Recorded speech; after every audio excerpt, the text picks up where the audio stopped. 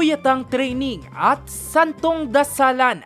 Ilan lamang ito sa mga sinuong ng 7 campus journalists ng College of Holy Spirit ng Tarlac City. Sa unang pagkakataon, sila ang napiling pambato ng Central Luzon sa Collaborative Desktop Publishing sa Secondary English sa National Schools Press Conference 2024. Isang patimpalak para sa mga elementarya at sekundaryang campus journalists sa bansa. Isa rito ang opinion writer na si Catherine. Carry that type of pressure on our backs, hindi lang sa school namin but also in our division. To carry that kind of pressure on our backs, considering that we're young and we have responsibilities po, not just the competition. Hindi rin naging madali ang paghahanda ng grupo para sa nasabing patimpalak, lalo pat bigo silang manalo sa pagsali nila noong 2023 sa Regional Schools Press Conference.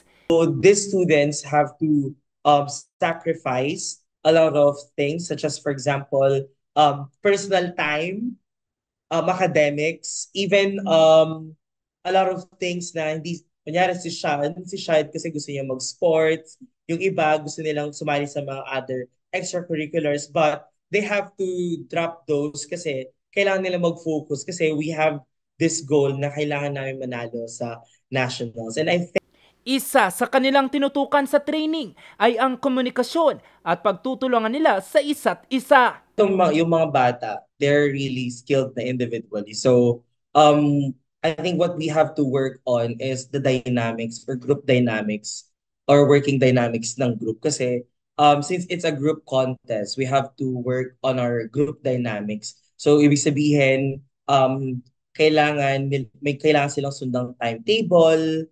Mula July 8 hanggang July 12, kanilang ipinamalas ang kanilang galing sa pagsusulat sa pagbuo nila ng isang dyaryo. Nakaharap nila dito ang 17 pang mga kalahok mula sa lahat ng rehiyon sa Pilipinas. Pagkatapos ng kompetisyon, lahat ng kanilang pagod at sakripisyo nasuklian matapos silang tanghaling kampyon. Nung natalo po kami sa RSPC, talagang naniwala ko na parang kaya namin yung comeback, kaya namin manalo pa. And napatunayan naman po namin na talagang kinaya namin. And thankful ako na hindi ako bumitaw, na hindi ako umalis sa CTP kahit natalo kami. And parang worth it naman yun. Kasi ngayon, national champions. Hindi na ako journalist kapag I'm out in the real world. I'm a journalist now. So I want to become a journalist in the future, not just for the sake of winning, but for the sake of the people that I'm going to serve for. Ito rin ang pangalawang pagkakataon na naging kampyon sa nasabing kategorya ang Central Luzon matapos ang pagkapanalo ng rehiyon noong nakaraang taon. Para sa kanila, hindi lamang ito isang tagumpay, kundi paghahanda na rin ito para sa kanilang pangarap na maging isang manunulat at mamamahayag sa hinaharap. Jose Robert Inventor para sa Luzon Headline.